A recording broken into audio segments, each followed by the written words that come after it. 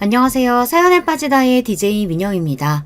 오늘도 두 가지 사연 준비되어 있으니 재미있게 들어주시고요. 구독과 좋아요 버튼도 꼭 눌러주세요. 그럼 오늘의 사연 함께 시작해 볼게요. 여러분 안녕하신가요?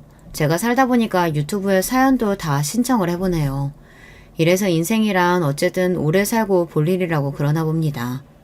사람의 얼굴은 절대로 한 가지가 아니죠. 이런 면과 저런 면을 필연적으로 다 가지고 있을 수밖에 없어요. 그런 의미에서 저는 여러 가지 기구한 모습을 과거 속에 감춰둔 사람이라고 할 수 있겠습니다.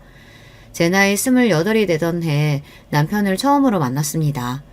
100년 가약을 맺었고 이듬해 늦가을 무렵 아들을 얻었죠. 저는 친정이 여간 고리타분한 집안이 아니었기에 철저히 출가 외인 취급을 받고 있었습니다. 그리하여 이제 저라는 사람이 챙기고 섬겨야 할 집안은 오직 시댁뿐이었어요. 시댁은 보통 수준으로 잘 사는 집안이었어요. 아주 전형적인 집안이었다고 볼 수 있겠네요. 남편에게는 형제가 딱 하나일 뿐입니다. 제 시누이요. 시댁을 가운데 기점으로 두고 저희 부부가 동북 방향에 살았다면 시누이 부부는 서쪽 방향에 살아서 서로 간에 사는 곳이 가깝지는 않았습니다. 하지만 각자의 집에서 시댁은 먼 거리가 아니었기 때문에 종종 마주하고는 하는 얼굴들이었습니다. 시 매부는 항상 볼 때마다 얼굴에 자신감이 묻어나는 사람이었어요. 지난주에는 예상했던 것보다 매출이 2배 가까이 더 나왔네요. 이래서 장사가 예측이 힘들다니까요. 기분 좋게 주제를 떠들 때는 껄껄거리는 웃음소리를 꼭 곁들였어요. 다니던 직장을 그만둔 뒤 시 매부는 슈퍼를 차렸습니다. 시누이와 머리를 맞대고서 꽤 오래 고심한 결과물이라고 하였어요. 규모도 그럭저럭 괜찮았고 손님들은 시간을 가리지 않고 분주히 매장 안을 들락날락거리며 구매를 하였습니다. 우리만 잘 먹고 잘 살자고 하는 생각일 것 같았으면 슈퍼 같은 거 절대 시작도 안 했을 거야. 그치만 자식들이 있으니까 내 새끼들한테 더 나은 걸 쥐어주고 싶은 마음인데 뭔들 도전을 못하겠어.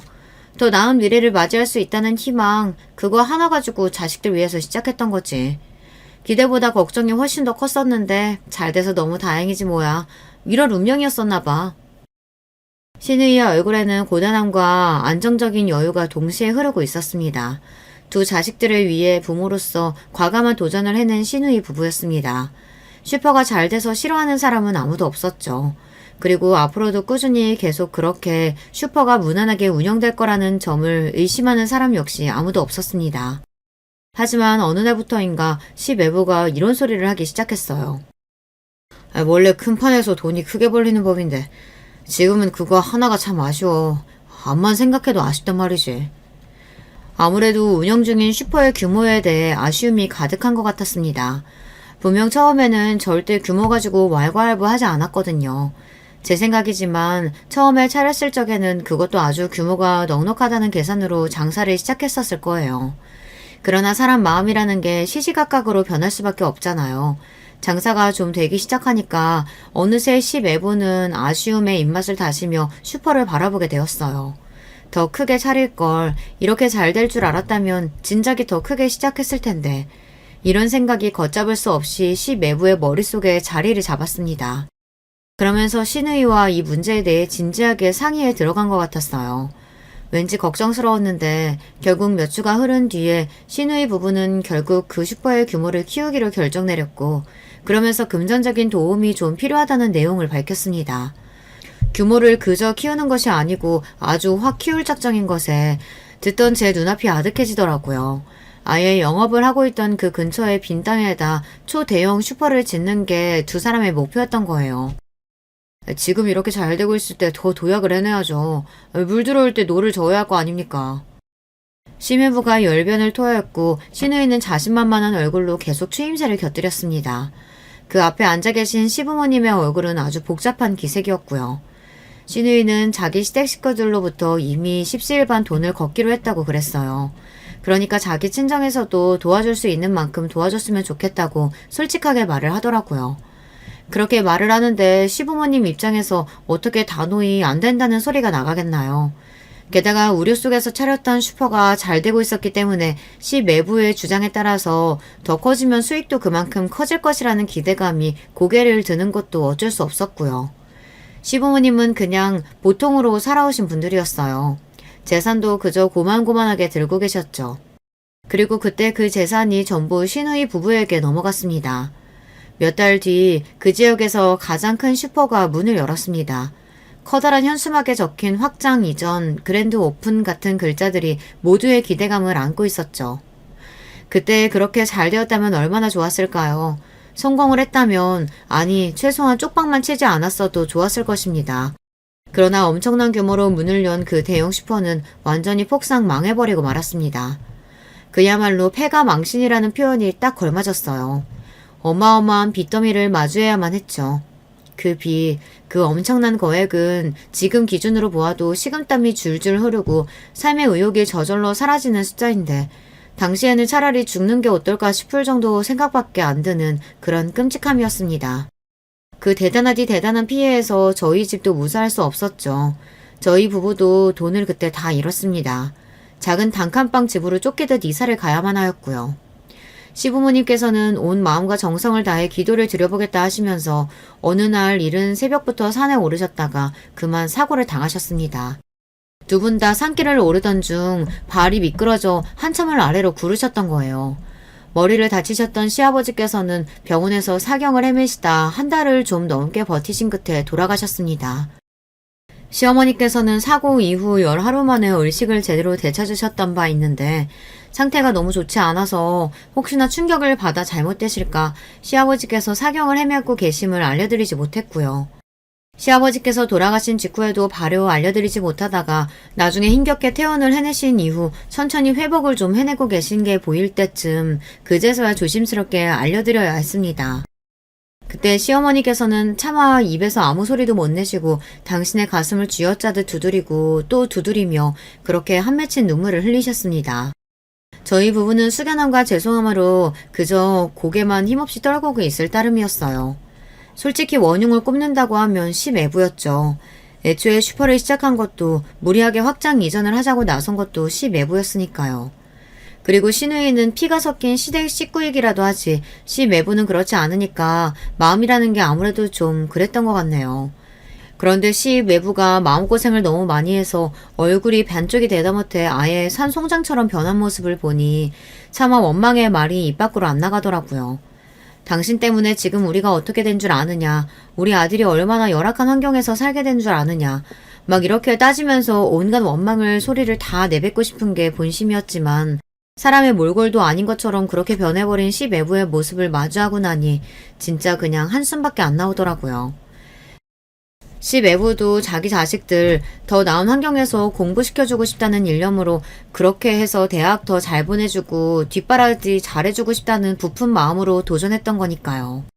같은 부모로서 그 점만은 정말 애잔할 따름이었죠. 시매부네 집안도 쑥대밭이 된 지 오래였어요. 그 집안도 원체 그렇게 잘 살지 못했어요. 그러니까 직격탄을 맞고 전부 다 아스라졌죠. 그렇게 자기 친정을 꼬드겨서 돈을 털어간 시누이도 죽일 듯 원망할 수가 없었습니다. 남편부터가 자기 누나를 진정으로 탓하지 못했으니까요. 미안한 마음을 진작에 너무 많이 갖고 있었기 때문입니다. 시누이가 남편하고 나이 터울이 컸거든요. 나이 차이 많이 나는 우리 누나. 그래서 항상 어렸을 때부터 누나는 항상 의연하고 꿋꿋하고 무슨 상황에서든 척척박사야만 했어. 날로 태어난 걸 스스로 죄스럽게 여기면서 눈칫밥 실컷 먹으며 유년 시절을 보냈어야 했지. 반면에 나는 단지 아들이라는 이유 하나만으로 집안 어른들로부터 예쁨받고 대우받고 인정받고 그렇게 어린 시절을 보내면서 자라왔어. 누나는 집안 형편을 핑계로 학업도 길게 못 이어갔고 사회생활에 내몰리자마자 벌기 시작한 돈을 다시 집에 갖다 줘야만 하는 그런 억척스러운 장녀였지. 나는 누나가 번 돈으로 제법 편하게 학창시절을 보낼 수 있었던 걸 부정할 수가 없어. 누나가 희생을 많이 했지. 이렇듯 심각하고 힘든 사태를 겪고 나서도 이런 상황 속에서도 차마 진정으로 자기 누나를 원망하지 못하고 혼자 속으로 화를 삭히는 남편을 저는 왠지 이해할 수 있었습니다. 안 피우던 담배를 뻑뻑 피우면서 술잔을 기울이는 남편의 모습이 너무나도 안쓰러워 보였네요. 한편으로는 이런 게 인생이겠지 싶었습니다. 여보, 있잖아. 내가 하는 말 좀 들어봐. 너무 분하고 억울하지만 사람마다 팔자가 있고 운명이 있는 거더라. 출발선이 남들보다 한참 앞에 그어져 있는 사람이 있는가 하면 출발선조차 보이지 않아서 시작부터 헤매하는 사람도 있더라. 어쩔 수 없는 부분이고 이걸 인정하지 않으면 그 인생만 더욱 고되어질 뿐이야. 그러니까 우리는 그냥 받아들이자. 열심히 버텨보자. 괴로워서 죽을 것만 같지만 그래도 죽지는 말고 어떻게든 버티다 보면 그렇게 또 하루하루 사라지는 게 바로 인생일 거야. 우리 그렇게 살아보자. 응? 남편이 눈물이 가득 고인 눈으로 저를 빤히 쳐다보다가 고개를 크게 끄덕였습니다. 입을 떼는 그 순간에 울음소리가 막 튀어나갈 것 같아서 입술에 꽉 힘을 주고서 고개만 끄덕거리는 남편의 모습을 보며 저도 눈물을 연신 훔쳤죠. 굳이 말하지 않아도 남편이 저에게 너무나도 미안해하고 면목이 없어하고 있음을 저는 잘 알았네요. 하지만 저희는 100년 가약을 맺은 부부였으니까요. 자식을 둔 부모였으니까요. 어떤 일이 생겨도 함께 버티고 이겨내야만 했습니다. 저희 아들이 정말 어렸을 때부터 착한 녀석이었어요. 매사에 수더분하고 예민하지 않았네요. 얼굴이 저를 쏙 빼다 닮은 아들이었는데 행동까지만 보면 확실히 저보다 자기 아버지 쪽을 정말 많이 닮은 녀석이었네요.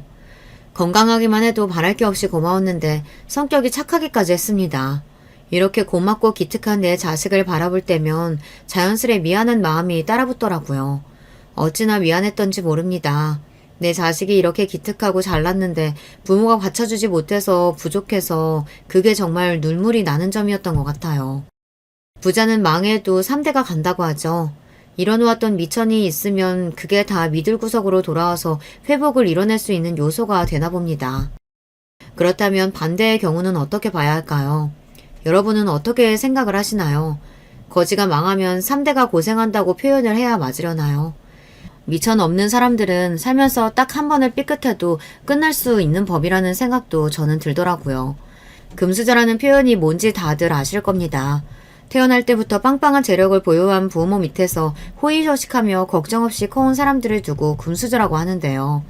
금수저들은 든든한 배경이 있기 때문에 도전이 두렵지 않다고 하더라고요. 제가 유튜브에서도 그런 경험담을 보았습니다. 크게 도전을 했다가 실패를 맛보아도 다시 몇 번이고 도전을 할 수 있기 때문에 그런 건 인생의 경험으로 그저 남을 뿐이지 그것 때문에 인생이 망하지 않는다고 말을 하더라고요. 그걸 보면서 저는 숨이 턱 막히는 기분이 들었습니다. 돈에 쪼들리며 사는 사람들은 도전 자체가 인생을 거는 것이기 때문에 거기서 실패를 겪으면 인생이 망하는 것과 사실 다름이 없어지니까요. 특히나 그 실패라는 걸 겪었을 때 주변에서 받쳐주지 않으면 그대로 영원히 고꾸라지는 법 같습니다. 저희 집 같은 경우가 그랬죠. 주변에서 도움의 손길이라는 걸 기대할 수 없었으니까요.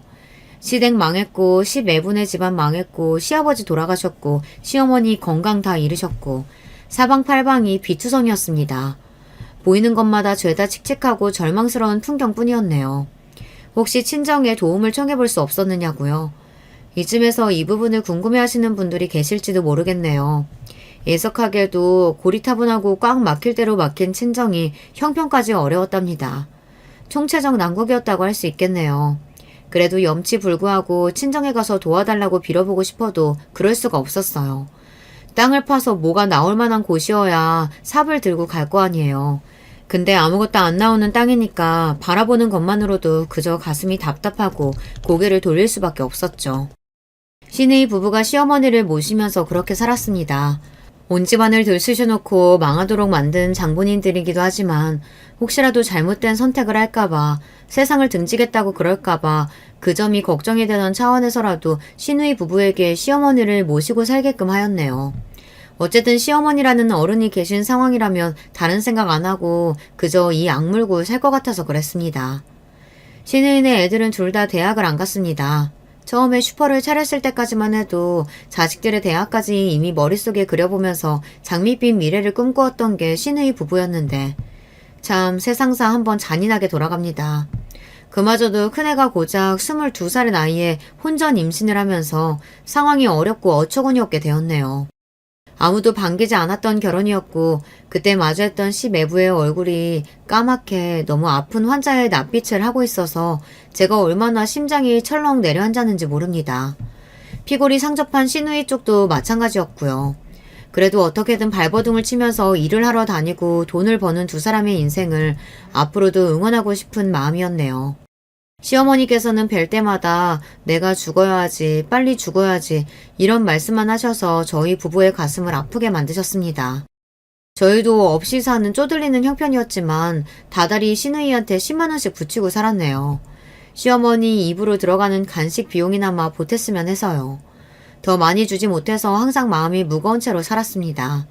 시어머니께서는 돌아가시던 그날까지 후회가 막심한 눈빛을 하시다가 눈을 감으셨어요. 부디 저 세상에서는 시아버지와 근심 걱정 하나 없이 가벼운 발걸음으로 여기저기 소풍을 다니시며 지내시길 바랄 뿐입니다. 하도 형편이 어렵고 안 좋다 보니까 이런 사정상 저희 아들은 성인이 된 이후 다른 집에 사는 걸로 서류상 분리를 해놓고 지냈었는데요. 실제로도 아들이 여기저기 돈을 벌러 다닌답시고 저희 부부랑 같이 지내는 시간이 적기도 하였고요. 저희 친정언니, 그러니까 자기 이모네 집에서 사는 걸로 아들이 그렇게 해놓고 살았습니다. 저희 아들도 대학을 안 나왔어요. 솔직히 고등학교도 간신히 나왔네요. 자식을 제대로 밀어주지 못한 저희 부부가 죄인입니다. 만약에 좋은 집에서 태어나 풍족한 환경 속에서 자라고 공부하였다면 저희 아들의 학력은 완전히 달라졌을 테죠. 그런데 부모를 잘못 만나서 아들이 어렸을 때부터 고생을 너무 많이 했어요. 일찍 철이 들 수밖에 없었던 저희 아들이었습니다. 하도 마음고생이며 몸고생을 힘들게 하고 살아서 그런지 저는 50주를 넘긴 이후부터 아픈 곳이 많았어요. 몸이 성치 못했는데 자꾸만 잔고장이 나서 번거롭기 짝이 없는 기계가 된 것 같아 스스로 얼마나 깊은 자괴감이 들었던지 모릅니다. 꾹 참고 지금까지 그래왔던 것처럼 버티는 것만 잘하면 되는 거라며 스스로를 항상 다독였습니다. 그게 어느새 저의 오랜 버릇으로 자리 잡은 뒤였죠. 버티자, 어떻게든 버티면 되는 것이다. 이런 마음으로 온갖 아픈 것들을 다 억누르고 살아온 바였습니다. 하지만 제가 억지로 벼랑 끝에 내몰린 뒤에도 버텨본다 한들 제 옆에 있는 사람이 태풍에 휩쓸려 벼랑 끝으로 떨어지는 것까지는 어쩔 수 없는 영역이더라고요. 제가 손을 쓸 수가 없었습니다. 무슨 말인가 하면 바로 제 남편이 많이 아팠다는 뜻입니다. 저와 백년계약을 맺었던 사람인데 몸이 아파서 천수를 못 누리게 되었어요. 저는 저 아픈 것만 생각하고 억지로 버티면 그게 능사라고 여겼었는데 아니랬던 것이었죠. 제가 모르는 사이 남편의 몸은 잔인하리만치 크게 병들어가고 있었던 거예요. 바보 같은 배우자를 둔 죄로 남편은 속절없이 죽음에 가까워져만 갔습니다. 안 돼. 그동안 얼마나 힘들게 살았는데 가는 것마저 이렇게 힘든 모습일 수는 없어. 나는 당신 이런 식으로는 못 보내. 남편이 아주 많이 아프다는 사실을 처음 알고 나서 머릿속으로 가장 먼저 든 생각은 이대로 보낼 수 없다라는 것이었습니다. 하는 데까지는 다 해봐야겠다는 결심부터 서더군요. 남편은 저에게 너무 애쓸 것 없다고 하였습니다만 저는 그 소리를 듣지 않았습니다.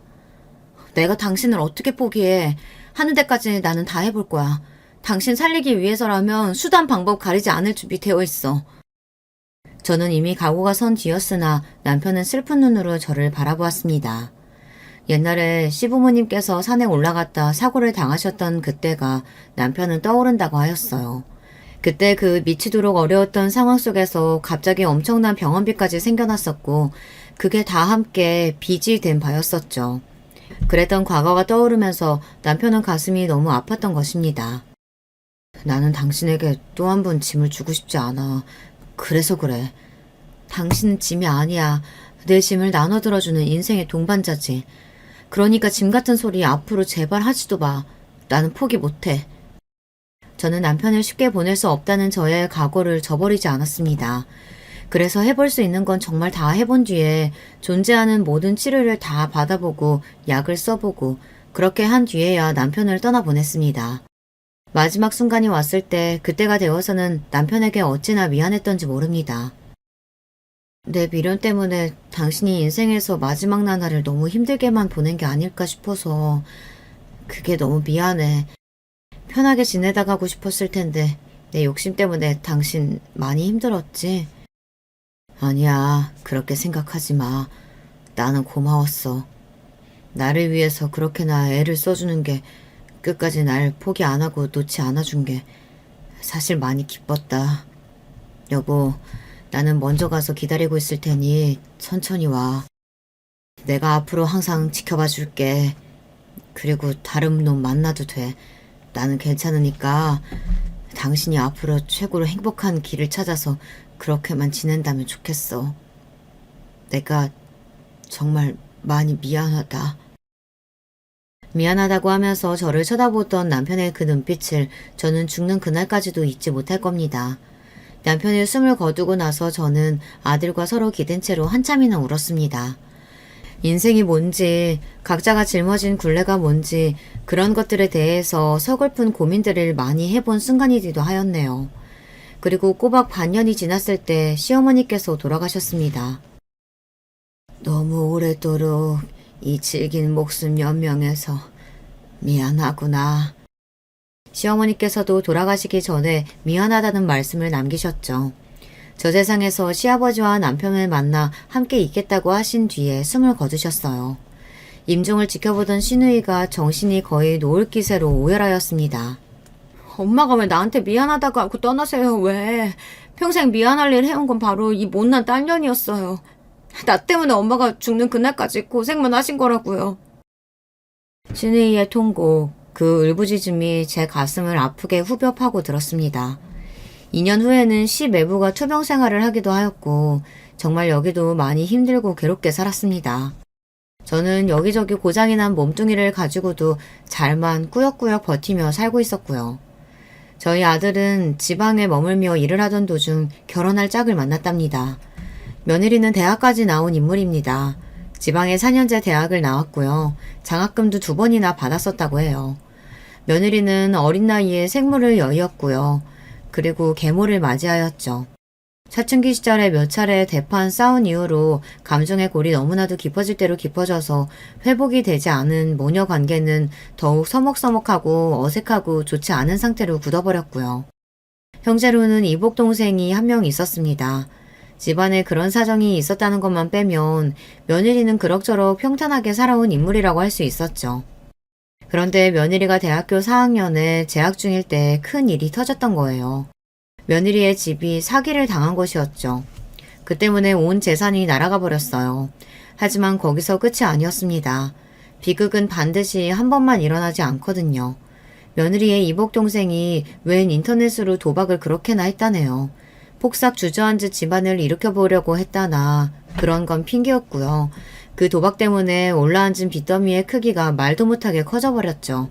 도저히 감당할 수 없는 상황이었어요. 참고 참던 며느리는 자기 가족들과 아예 등을 지기로 해버렸어요.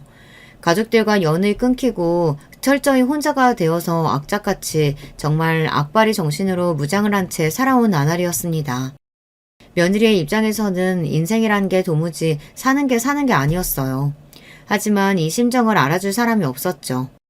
그러다가 저희 아들을 만나게 되었던 것입니다. 그 누구보다 이런 심정이 잘 통하는 사람을 만났으니 며느리는 이왕이면 꼭 결혼까지 가야겠다고 생각을 하게 됐던 것이었고요. 그건 아들의 입장에서도 마찬가지였어요. 두 사람 다 똑같이 생각하기를 서로가 아니면 결혼을 못했을 거라고 보았던 것입니다. 이번 생에는 결혼 같은 거 하기 힘들 거라고 생각하면서 결혼 따위는 사치라고 둘 다 그렇게 여기며 묵묵하게 살아왔는데 서로를 완벽하게 이해해주는 상대를 만나게 되니 기꺼이 결혼을 하게 된 것이죠. 저는 아들이 자기와 잘 맞는 짝을 만나 결혼했다는 것만으로도 너무 감사했고 좋았습니다. 두 사람은 결혼해서 그 지방에 눌러 살았어요. 솔직한 심정으로는 자주 보고 싶었어요. 그렇게까지 먼 거리도 아니었으니까요. 정말 솔직한 제 심정으로는 저를 보러 자주 와줬으면 하고 바랬습니다.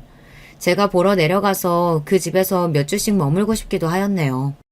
그런 게 저의 본심이었으나 한 번도 티를 내지 않았고 속으로 꾹 삼켜냈습니다. 저는 항상 겉으로 태어난 척 굴었습니다. 나는 잘 지낸다. 혼자가 편해. 별일 없냐고? 그럼 당연하지. 무슨 일이 있겠어. 아무런 문제도 없어. 병원도 혼자 다 잘 다니는 걸 뭔 걱정이 있을까. 혹시나 아파도 자식 며느리에게는 말도 못했습니다. 걱정을 살까봐 그리고 민폐를 끼칠까봐 혼자서 모든 걸 끌어안고 지냈습니다. 잔소리 한마디를 안 하였고요. 참견하는 법도 없었네요.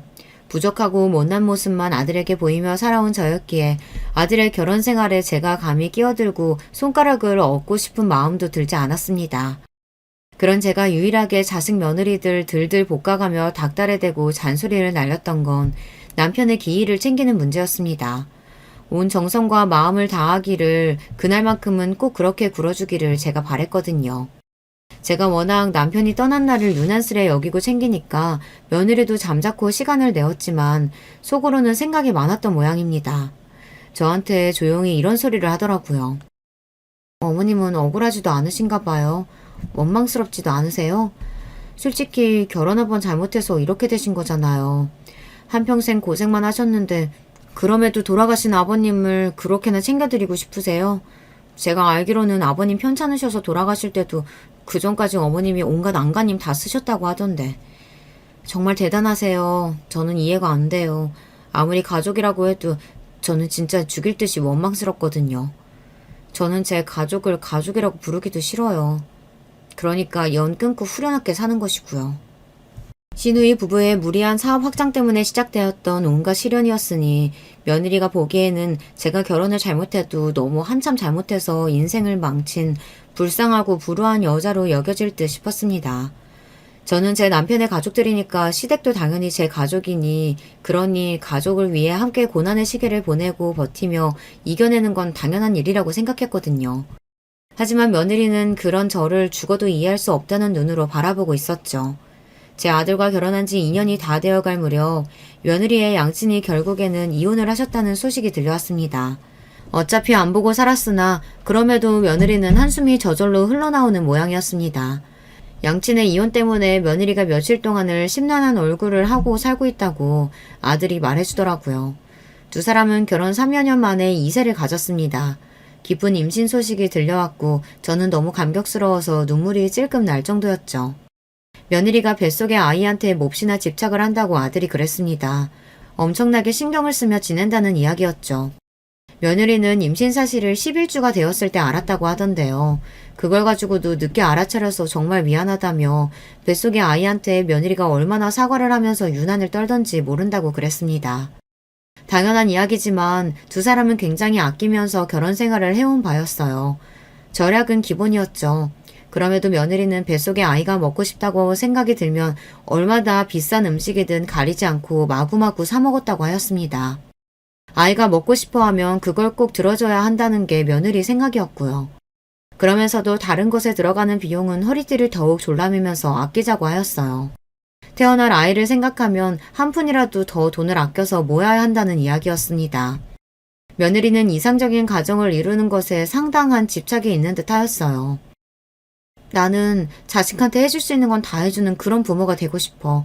화목하고 사회좋은 부모의 모습, 해달라는 건 거의 다 해줄 수 있는 부모의 모습. 그런 모습들만 자식들에게 보여줄 거야. 우리는 꼭 우리 부모 같은 사람 되지 말자. 그걸 목표로 삼기만 해도 아주 괜찮은 부모가 될 수 있을 거라고 나는 그렇게 생각 중이야. 며느리는 자기 생각을 거듭 분명하게 아들을 향해 밝혔고요. 어차피 남보다 못하게 안 보고 사는 분들이라고는 하지만 내 부모님이라는 그분들 어떤 꼬라지였는지 생각을 해봐. 그리고 당신 어머님도 지금 기껏 기초수급비만 받으며 사시잖아. 한 번 사는 인생인데 다들 너무하시는 거 아니야? 우리는 절대 그런 부모가 되어선 안 돼. 그렇게 말을 하며 며느리가 뜨거운 눈물을 한 줄기 흘린 바람에 아들이 차마 무얼하고 대꾸나 반박도 못했다고 하더군요. 눈물이 흐르는 와중에도 며느리의 눈빛은 분에 가득 차 있었대요. 아들은 그저 한숨과 함께 고개만 끄덕여줄 뿐이었죠. 건강하게 아이를 낳고 나면 며느리가 너무 그렇게까지 과하게 행동하고 말하는 것들이 나아지지 않을까 아들은 짐작하며 기대했다고 합니다. 임신 증상 중 하나로 며느리가 과한 생각들을 하게 됐던 건 아닐까 아들은 그렇게 넘겨짚었던 건데요. 안타깝지만 그 기대에는 들어맞지 않았습니다. 며느리는 출산 이후에도 똑같았거든요. 건강하고 어여쁜 딸을 며느리가 무사히 낳았는데 저에게는 손녀가 생긴 것이었습니다. 너무 기쁘고 그 감동은 말로 표현이 안 됐죠. 도움을 주기 위해 제가 가서 딱 2달간 같이 지냈습니다. 출산을 마치고 1달 정도는 며느리가 몸 회복만 신경 써서 저도 잘 몰랐는데요. 그 이후로 굉장히 예민하게 굴었습니다. 사사건건 예민한 눈초리로 저를 훑어보며 얼마나 야단이었는지 모릅니다. 어머님, 아기를 왜 그렇게 안으세요? 제발 조심 좀 하세요. 어머님은 아들만 낳고 키워보셔서 잘 모르시는 모양인데 딸은 더욱 세심하고 조심스럽게 대해야 하는 법이에요. 어머님이 새로 잘 좀 배워주세요. 오만 것에 채집을 잡으며 짜증을 냈고 예민한 기질을 따져보자면 한도 끝도 없을 정도였습니다. 그럼에도 제가 해주고 싶은 건 해주고 싶은 마음에 버티면서 2달을 채웠네요. 버티는 건 제 인생의 특기였으니까요. 2달간 같이 지내다가 저의 작은 보금자리로 돌아왔던 날 자리에 눕자마자 끙끙 앓기 시작해서 이틀을 내리 힘들어하다 간신히 정신을 차렸었죠. 온몸이 두들겨 맞은 것처럼 근육통으로 시달리고 있었습니다. 제가 원체 몸이 좋지 않기도 했기 때문에 너무 힘들었네요. 그럼에도 불구하고 제 아들이 결혼을 해서 가정을 꾸렸다는 거, 어여쁜 손녀가 생겼다는 거, 이런 것만 생각해도 참 기분이 좋았고 흐뭇했어요. 이런 식으로 인생이라는 게 이어진다는 생각이 들더군요. 시간이 흘러서 어느덧 귀여운 소녀의 첫 돌이 다가왔고 약소하게 돌잔치를 하기로 하였습니다. 아들하고 며느리가 아주 가까이 지내는 지인들만 몇 불러서 짧게 식사나 하기로 했죠. 어차피 부를 사람도 많이 없으니 정식으로 돌잔치를 열 필요가 없다는 게 2사람의 생각이었고요. 짧게 식사만 달랑 끝내는 것이 아니라 대신에 좋은 호텔에 예약이 되어 있었습니다. 그곳에 한쪽 공간을 멋있게 꾸며놓고 거기서 돌사진을 여러 장 찍으면서 여유롭게 시간을 보내는 게 돌잔치 날의 진정한 백미였습니다. 고급스러운 기념사진을 아주 많이 남길 수 있는 곳이었어요. 이렇게 보면 정말 부잣집에서 태어난 막내딸 같아 보인다. 우리 공주님이 정말 고급스러운 느낌이 가득하네. 멋진 호텔에서 고급스러운 분위기를 내며 사진을 찍는 동안 며느리가 소녀의 모습에 감동을 받았는지 눈물까지 글썽이며 그런 말을 해댔습니다. 더할 나위 없이 알차게 흘러가고 있는 돌잔치 날이었으나 며느리가 묘하게 저한테만 태도가 안 좋더라고요. 불만이 있는 것인지 자꾸만 말투를 틱틱거리면서 냈고요. 2달간 며느리와 함께 지내며 그 성격을 겪어봤던 저는 오늘 같은 날에 예민한 기질이 잔뜩 튀어나와서 저런가 보다 싶은 추측이나 있었습니다. 그런데 알고 보니 구체적인 이유가 따로 있었더라고요. 묘하게 공기가 불편하기에 저는 오래 같이 있었으니 이만 가보겠다고 말을 꺼내자 아들이 깜짝 놀라면서 호텔 여기 방을 하루 빌렸으니 내일 가시라며 펄쩍 뛰었으나 옆에서 며느리는 아주 태연한 얼굴로 빨리 가시는 게 편하다면 그렇게 하셔야 하는 거 아니냐며 저를 얼른 보내려고 하였습니다. 저는 아무 내색도 없이 그렇게 하겠다고 말을 했고요. 그런데 잠시 후 아들이 소녀를 보고 있는 사이 며느리가 저한테 다가오더니 내내 틱틱대며 저한테 태도가 안 좋았던 이유를 밝히더군요. 어머니, 반돈이 대체 뭐예요? 반돈이라니 너무하시잖아요. 제가 소녀 돌인데 한돈도 아니고 반돈짜리를 맞춘 게 며느리가 보기에는 너무 싫었던 것입니다. 부끄러움을 뒤로한 채 제가 입을 열었어요. 내가 그거 기초수급비 모아서 맞춘 거야. 너도 뻔히 알면서 그러니. 아무리 그래도 친소년데 첫돌에 너무하신 거 아니에요? 진심이 안 보이잖아요, 진심이. 아우 짜증나. 왜 이렇게 사람이 구질구질해? 버럭 신경질을 낸 다음 며느리는 저를 한껏 째려보면서 중얼대기까지 하고서는 등을 획 돌렸습니다. 저는 눈물이 핑 돌고 말았어요. 가뜩이나 몸도 안 좋은데 이런 상황을 겪으니 손이 막 덜덜 떨리더라고요. 지금 가보고 싶으니까 아들한테 저는 바깥까지 배웅 나가달라고 했습니다. 제가 워낙 성격이 매사에 참고 또 참으면서 우직한 편이고 이래저래 말을 옮기고 다니는 사람이 아니니까 며느리도 제가 아들과 함께 나가는 모습을 보며 별 생각이 안 들었던 것입니다. 저도 원래는 입을 뻥끗할 작정이 아니었는데 그치만 아들하고 호텔 엘리베이터를 딱 탔는데 내부가 금빛인데 눈에 너무 들어오는 거예요. 저도 모르게 울컥 감정이 터져버리고 말았습니다. 미안하다. 너한테 정말 미안하다. 내가 평생 자식한테 잘못만 하고 사는 생각이 오늘 부쩍 강하게 드는구나. 네가 무슨 고생이니? 너는 왜 하필 못난 나한테서 태어나서 팔자가 이 모양이야. 제가 눈물을 닦으며 말을 쏟아내자 놀란 아들이 이유를 물어왔고 저는 며느리와의 일을 다 털어놓았습니다. 아들은 반돈이든 반의 반돈이든 상관없이 그 마음이 감사한 거라며 무척이나 속상해했어요. 그럴 거 없다. 그냥 내가 죄인이지 뭐. 며느리가 그 입장에서 이런 시어머니가 얼마나 싫고 한심하게 보일까. 내가 며느리였어도 그랬을 거야. 저는 괜히 마음에도 없는 소리까지 구구절절 늘어놓고 말았습니다. 며느리는 이제 과거 다 잊고 악착같이 살아볼 생각만 한다. 자식을 남부끄럽지 않게 키울 욕심이 가득하다. 그런 며느리에게 나 같은 시어머니는 부끄러운 존재일 뿐이다. 내가 그걸 오늘로써 분명히 알았다. 이렇듯 깊은 속에서만 하고 말았던 생각들도 그 자리에서 열띤 감정을 타고 입 밖으로 쏟아져 나오고 말았습니다. 아들은 이게 다 자기가 부족해서 그런다며 시무룩한 모습이었고 저는 애써 눈물을 닦고서 집으로 돌아왔어요. 몸이 너무 고단해서 기절하다시피 잠이 들었고 이튿날 정신을 차리고 나니 구구절절 떠들고 말았던 제 모습이 한심해서 미칠 지경이었습니다. 민망한 가슴을 안고서 아들에게 문자를 남길까 하다가 고민 끝에 전화를 걸었어요. 신경 쓰이게 해서 미안하다고 그 말부터 꺼냈는데 아들이 차분한 목소리로 괜찮다고 대답하며 그 다음에 깜짝 놀랄 만한 이야기를 전해왔습니다.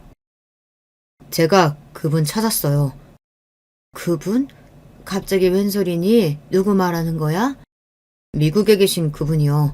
엄마의 딸, 그분 말이에요. 저는 등줄기에 소름이 돋아났고 하마터면 전화기를 손에서 놓칠 뻔했습니다. 네가 그 사실을 어떻게 알았니? 아버지가 돌아가시기 전에 저한테 다 말씀해 주셨어요. 그래서 진작에 다 알고 있었어요. 생각지도 못했던 아들의 이야기를 듣는 동안 저는 어느새 과거를 되짚어보고 있었습니다. 그 시절 고리타분한 친정을 둔 여자치고 제가 28이면 결혼을 늦게 했다는 생각을 하신 분이 혹시 계실까요? 그러셨다면 굉장히 예리하신 겁니다. 사실 저의 첫 결혼은 22살에 이루어졌습니다. 중매쟁이를 통해서 결혼했었죠. 그런데 시어머니라는 인간이 전 보는데 미친 사람이었습니다. 저의 첫 남편이라는 인간도 처음에는 괜찮았고 단 몇 달이 지나자 본색이 드러나서 저한테 함부로 굴었어요. 정신 나간 집안에서 저는 임신을 하여 불러오는 배를 붙잡은 채 불안에 떨어야만 했습니다. 제 나이 23세 딸을 낳았어요. 그리고 제 딸의 첫 돌이 지나가기 무섭게 애아빠라는 인간이 바람을 피웠어요. 시어머니였던 작자는 저를 내버려야 한다고 주장했고요. 제가 평생을 가도 아들을 못 낳을 몸인 걸 확신한다고 그러셨습니다. 그런데 딸이 얼굴에서 시댁의 피가 딱 보였거든요. 그래서였을까요? 점을 봤는데 아기는 절대 내어주면 안 된다는 소리를 들었다고 하며 저만 나가라고 하였습니다. 제가 낳은 생명을 어찌 두고 가나요? 미친 집안에서 버틸 수 있었던 건 제가 낳은 어여쁜 딸을 보며 의지했기 때문입니다. 그런데 딸을 두고 저만 나가라니 있을 수 없는 일이라서 빌고 또 빌었습니다.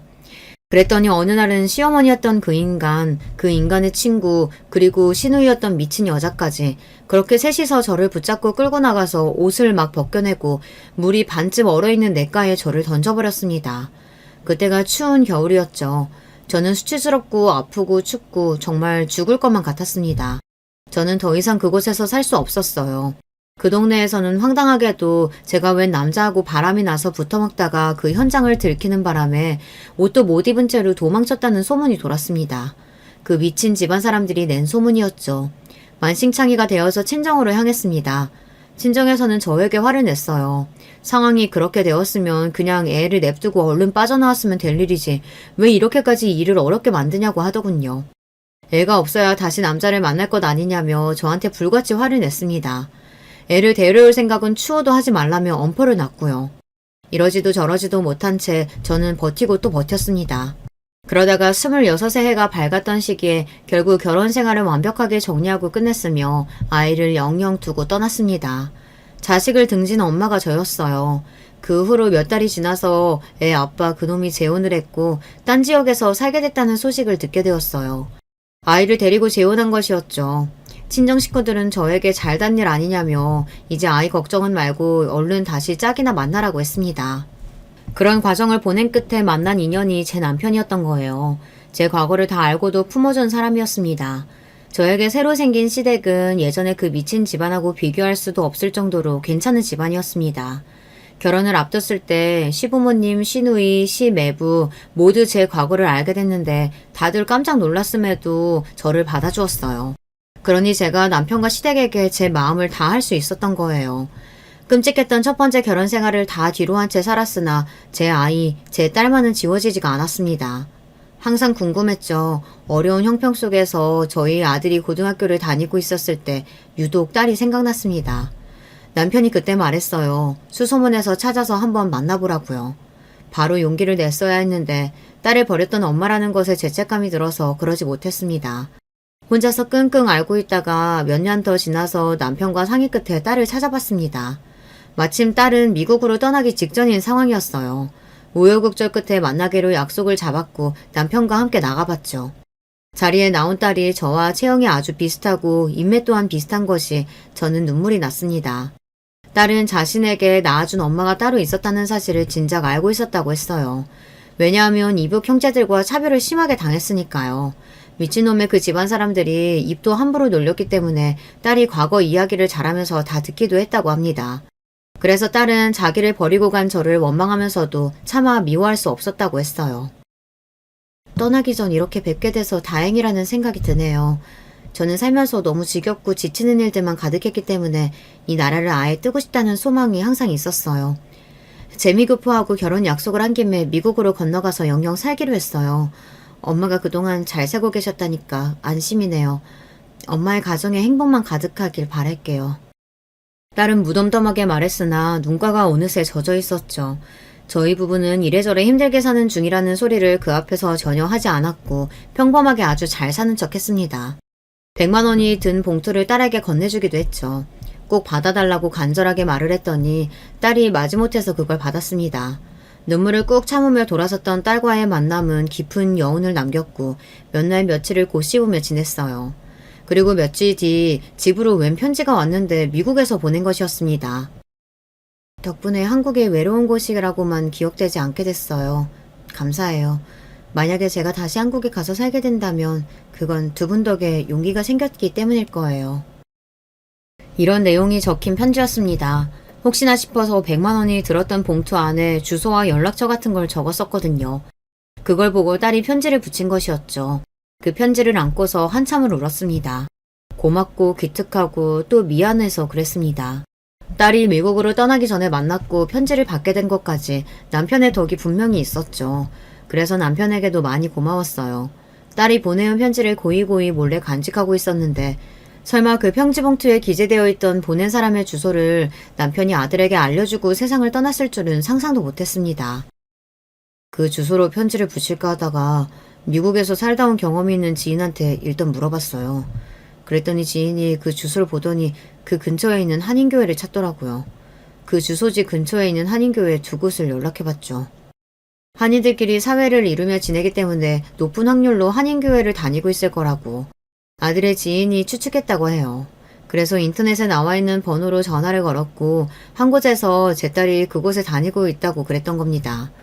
연락을 전해달라고 요청한 뒤 몇 시간이 지나서 딸이 아들의 번호로 전화를 걸었어요.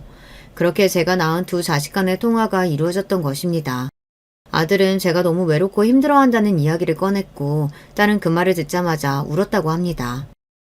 잘 살고 계셔서 연락이 없으신 줄 알았는데 내가 그 인생에 흠집이나 짐이 될까봐 끼어들 수가 없었는데 그랬는데 그동안 그렇게 힘들게 사셨을 줄이야. 딸이 당장 비행기표를 끊겠다는 말을 했다는 그 이야기를 아들에게서 전해 들으며 저는 실감이 안 나고 한참을 울다가 웃다가 그랬습니다. 제 멋대로 행동을 해버려서 아들이 죄송하다고 했을 때 제 고개가 멋대로 좌우 방향으로 움직였죠.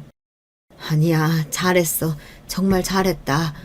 겁이 많고 용기가 없어서 움츠러드는 나를 너도 그렇고 돌아가신 네 아버지도 그렇고 언제나 밖으로 끄집어내주고 움직일 수 있게 도와주는구나. 부전자전이야. 저는 평생 묵은 체증이 내려가는 것 같아 후련해졌고 아들은 저에게 자기가 며느리와 잘 이야기해서 아예 단판을 짓겠다고 했어요. 그동안은 며느리가 한편으로는 이해가 되기도 해서 그냥 내버려뒀는데 그게 선을 넘어버렸으니 딱 짚고 넘어가야 할 때라고 말했습니다. 아들이 어찌나 든든하게 느껴지던지요. 당신이 만약에 한 번만 더 우리 엄마한테 함부로 걸면 나 그때는 가만히 안 있어. 이혼도 불사할 거야. 뭐? 이혼? 애도 있는데 어떻게 애한테 이혼 가정을 안겨주겠다고 그럴 수가 있어? 자꾸 애한테 몰입해서 애 관점으로 그렇게 멋대로 생각하지 마. 당신 생각이 애 생각하고 같을 거라는 보장이 있어? 이혼하고 다달이 당신한테 양육비 주면서 살아도 난 차라리 괜찮으니까 우리 엄마 함부로 취급당하시는 꼴은 앞으로 절대 못 봐. 아들이 단호하게 나가자 며느리가 충격을 크게 받았다고 해요. 그러면서 정신이 좀 든 것인지 저한테 전에 없이 먼저 안부 연락을 다 하더라고요. 앞으로는 며느리 노릇을 잘하겠다느니 그런 소리를 하면서 말입니다. 딸이 없었다면 제가 며느리의 일에 너무 일희일비했을지 모르죠. 하지만 저를 만나러 그 먼 길을 날아와준 딸이 있었기에 제 마음은 이제 아주 든든하고 여유로웠습니다. 내가 모르는 시누이가 있었다고? 미국에 산다고? 멀쩡한 2층 집에 앞마당하고 뒷마당도 다 있다고? 세상에, 이게 어떻게 된 일이야? 제 딸의 존재에 며느리가 기절할 때 놀랐음은 당연한 일이었습니다. 그러더니 더욱 저에게 언행을 공손히 하기 시작하더군요. 저는 딸과 오랜 세월을 건너뛰어 아주 돈독한 모녀관계가 되었어요. 그리고 딸하고 아들이 서로 어색함도 없이 무난하게 대화도 잘하고 그렇게 잘 지내더라고요. 신기한 일이었네요. 둘 다 제가 낳은 자식들이니까요. 이래서 피가 물보다 진하다고 하나 보더라고요.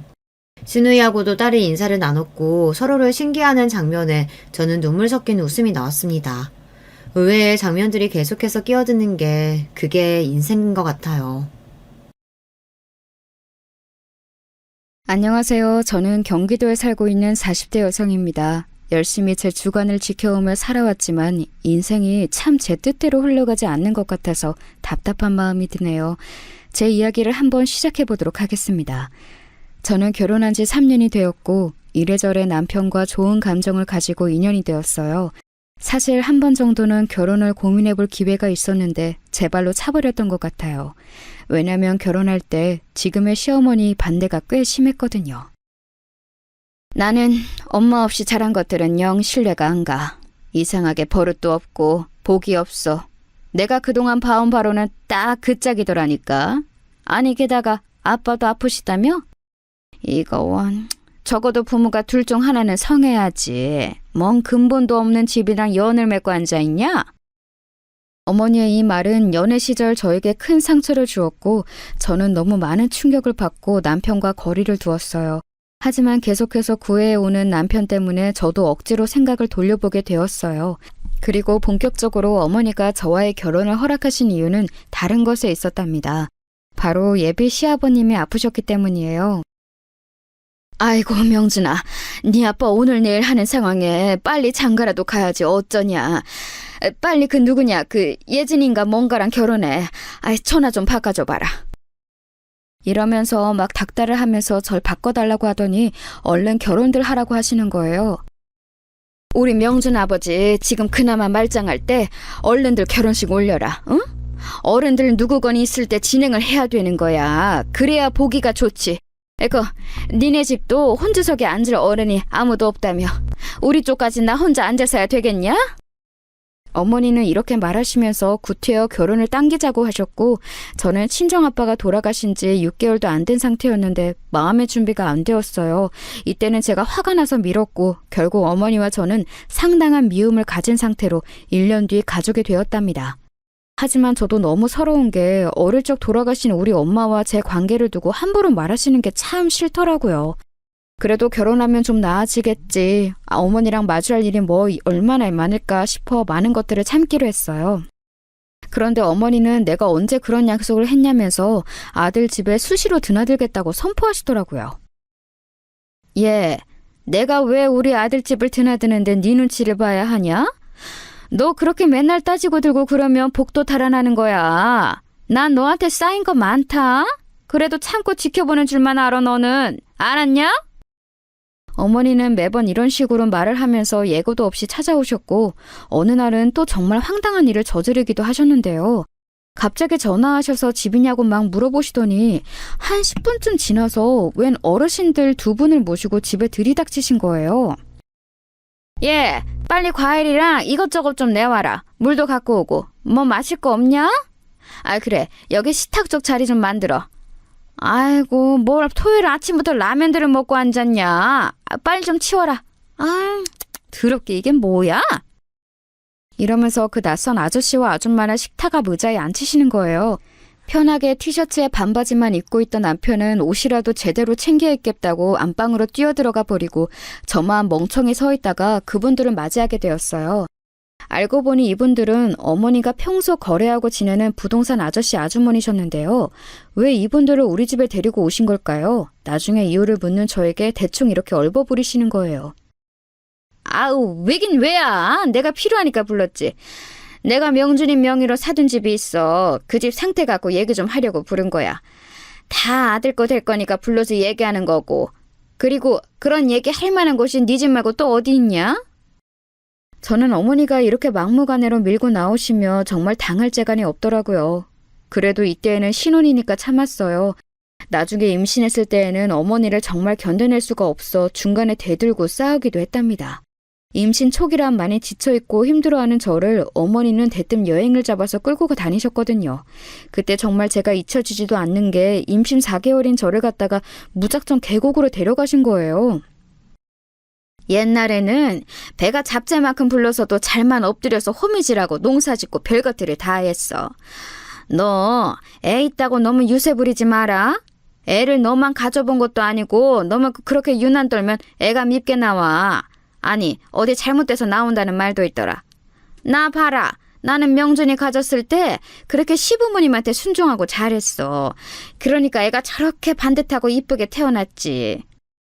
꼭 말을 이런 식으로 기분 나쁘게 아주 상스럽게 꼬고 꼬아서 대꾸하시는 어머니를 보며 정말 화가 많이 났어요.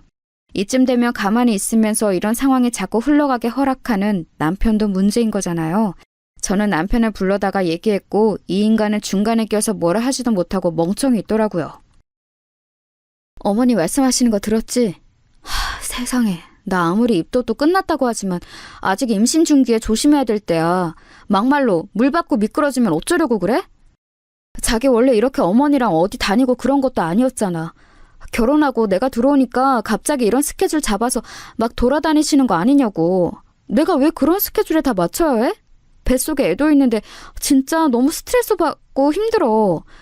당신 어머니한테 말씀드려서 자고 가는 거 진짜 너무 무리고 저녁쯤 집에 가자고 말씀드려봐. 이 이상은 나도 화나서 참을 수가 없어.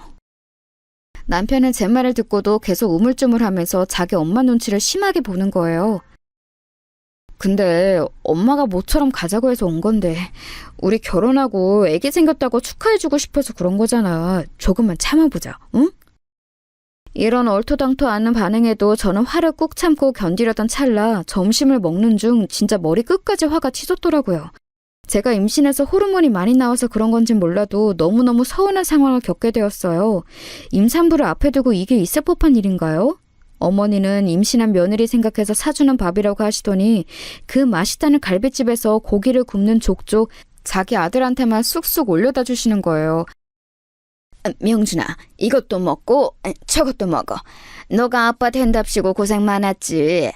이거 갈비살 시라니 괜찮다. 삼겹살 한 판 비웠으니까 갈비 많이 먹고.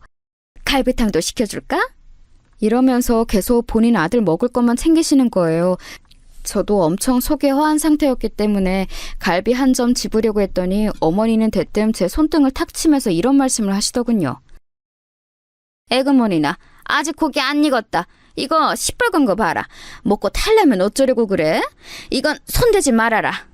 그러면서 괜히 핀잔을 주시더니 익혀지자마자 곧장 바로 자기 아들 앞에 주시는 거예요. 민망하다고 느꼈는지 남편이 외려 저한테 넘겨주고 어머니는 그게 또 미워 보여서는 톡 쏘시더라고요. 아이고, 너나 좀 많이 먹어라. 네가 누구를 챙겨줘. 삐쩍 말라가지고. 엄마도 없이 마누라밥 챙겨 먹는다고 고생했지. 임신했다고 밥도 잘 안 챙겨주고 너만 못 먹고 고생했을 거 아니냐고. 명준이 너나 실컷 먹어. 애미, 너도 먹어라. 이렇게 말만 하시면서 무슨 파치 엄마 마냥 기막히게 차별을 하시더라고요. 저는 가장자리에 떨어진 다 탄 고기나 몇 점 주워 먹었고 갈비탕도 아들만 시켜주시고 저는 그냥 내버려 두시는 거예요. 안 그래도 몸이 성치 않고 입도 끝난 지도 얼마 안 됐고 졸리고 피곤해하는 저를 밥도 그렇게 허술하게 먹으시더니 계곡 쪽으로 끌고 다니면서 어지간히 부려먹으셨어요. 야야, 얼른 명준이랑 나랑 여기서 사진 좀 찍어줘봐라. 응? 아니, 사진이 이게 뭐야? 좀 잘 좀 찍어봐라. 아이, 가만히 있어봐봐. 나 모자 좀 가져오게. 그 땡볕 아래 배가 조금 불러서 나와 있는 저는 열심히 시어머니와 남편의 투샷을 찍느라 30분 넘게 땀을 뻘뻘 흘려야 했어요. 나중에 기진맥진한 저는 계곡 앞쪽에 스르륵 주저앉았고 그런 저를 보고 어머니는 이렇게 말씀을 하시는데 그 말에 전 더 참지 못하고 택시를 불렀고 그대로 집으로 가버렸어요. 야, 아이고 팔자 좋다. 놀러와서 왜 그렇게 비실비실대? 그래가지고 나중에 애기 낳아서는 맨날 이렇게 따라다닐 수 있겠냐? 이 정도 더위도 못 참아서 어쩐다냐? 이 말을 듣는 순간 정말 얼마나 끔찍하게 느껴졌는지 몰라요. 애기를 낳아서 무슨 맨날 이렇게 어머니랑 남편이랑 넷이서 끌고 다닐 예정이신 걸까요? 저는 새벽같이 이날 끌려 나와 땡볕 아래 걸었고 물속에 들어가지도 못하고 옆에서 뻐끔뻐끔 보고 속은 울렁거리고 먹은 건 얼마 없고 어머니 심부름만 하느라 너무 질려 있었어요. 그런데 잠깐 쉬는 저에게 또 핀잔을 주시는 걸 보니 온갖 정나미가 다 떨어지더군요. 그래서 곧장 저는 택시를 불러서 타고 가버렸고 사라진 저를 한 30분쯤 늦게 발견한 남편은 전화를 하고 난리가 났어요. 전화하지 마. 어머니랑 당신이나 좋은 시간 보내. 나는 거기 더 있을 생각이 없으니까. 배 너무 땡기고 불편하고 넘어질까봐 가슴이 조마조마하다고. 대체 나한테 왜 이러는 거야? 날 얼마나 괴롭혀야 마음이 편해? 어머니도 어머니지. 아니 뱃속에 자기 손자 안고 있는 며느리는 그렇게 굶기고 자기 아들만 눈에 보여서 먹는 걸로 차별하시냐? 나 임산부야. 왜 가만히 있는 꼴을 못 보시냐고. 당신은 나를 안 지켜주니 나도 내 애랑 나를 지키기 위해서 그만 집으로 가는 거야. 오늘 외출도 자제할 더위인 거 당신도 알고 있지? 그런 날씨에 임산부를 이렇게 땡볕에 10시간 가까이 세워두는 게 말이 돼? 이렇게 왁하고 난리를 친 저는 곧장 집으로 돌아와서 샤워를 하고 그대로 기절할 듯 잠들었어요. 다음 날 꾸역꾸역 올라온 어머니는 이날의 일로 제가 나중에 애를 낳고 몸조리를 할 때까지 제 얼굴을 볼 수 없었답니다.